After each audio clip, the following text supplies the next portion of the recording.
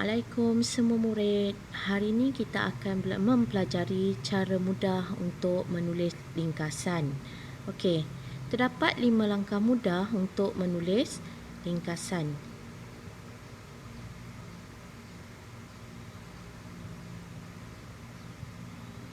Apa itu ringkasan?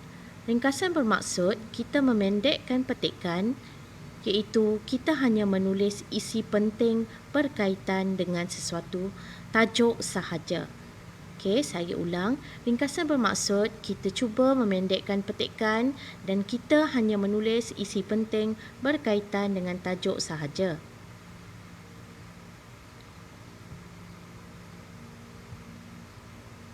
Seterusnya, 5 langkah mudah menulis ringkasan.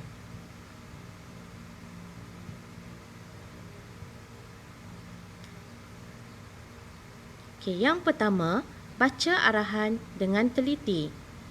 Mula-mula, bila kamu dapat soalan, kamu dapat petikan, sila baca arahan dengan teliti. Kemudian, yang kedua, baca petikan. Okey, setelah baca arahan, kamu baca petikan yang diberi mengenai apa. Okey. Yang ketiga, gariskan isi-isi penting. Contohnya, kamu dikehendaki menggariskan punca-punca kemalangan jalan raya. Jadi, bila dah baca petikan, kamu gariskan dengan teliti satu-satu. Okey, yang keempat, tulis ringkasan. Okey, mula menulis ringkasan. Dan yang kelima, kira patah perkataan, iaitu tidak lebih daripada 100 patah perkataan. Yang pertama, baca arahan soalan dan fahami kata kunci. Kamu baca sekiranya dia nak tentang kata kunci. Kalau dia nak tentang punca, kamu gariskan punca. Kalau dia nak faktor, gariskan faktor. Sebab, gariskan sebab. Okey, atau cara-cara, gariskan cara-cara. Kemudian, kita lihat contoh soalan. Contoh arahan soalan. Baca petikan di bawah dengan teliti dan tulis sebuah ringkasan tentang faedah menabung. Okey. Jadi, kata kunci di sini ialah faedah menabung. Kata kunci ialah faedah, kebaikan, manfaat, kelebihan dan menyimpan duit. Okey, itu yang kamu faham tentang kata kunci tajuk. Yang kedua, baca petikan dengan teliti. Peringatan. Semasa membaca petikan, sekurang-kurangnya 2 kali. Kamu baca petikan sekurang-kurangnya 2 kali. Baca petikan dan bulatkan atau gariskan ayat yang mengandungi kata kunci. Mesti garis atau bulatkan ayat yang berkaitan dengan tajuk. Okey. Gariskan isi penting dan labelkan. Gariskan isi penting dan labelkan. Okey. Apa yang perlu kamu buat? Gariskan 5 hingga 7 isi penting. Pilih 5 isi penting yang paling baik.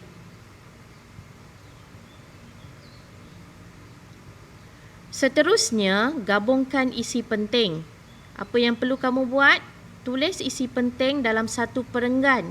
Gunakan penanda wacana. Okey, seperti selain itu, di samping itu, hal ini demikian. Okey. Seterusnya, seperkara lagi, di samping itu dan akhirnya. Proses yang kelima, kamu perlu kira bilangan patah perkataan. Pastikan ringkasan tidak melebihi 10 patah perkataan.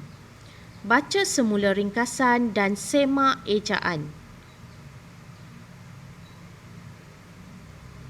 Okey, pastikan tiada kesalahan ejaan. Ini adalah contoh rangka ringkasan. Okey. Boleh lihat ya, antara kelebihan menabung ialah termasuklah, okey, kamu catatkan isi yang pertama. Kemudian penanda wacana. Selain itu, faedah menabung yang kedua ialah gariskan, tuliskan isi yang telah kamu gariskan. Seterusnya, menabung dapat ... Seperkara lagi, menabung boleh ...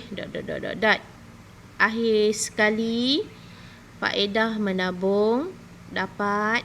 Itu saja.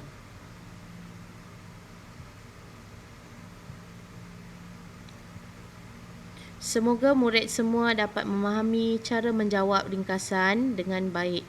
Mudah kan? Tak susah mana pun. Saya harap kamu dapat menjawabnya. Okey, stay safe, stay home. Semoga kita berjumpa lagi.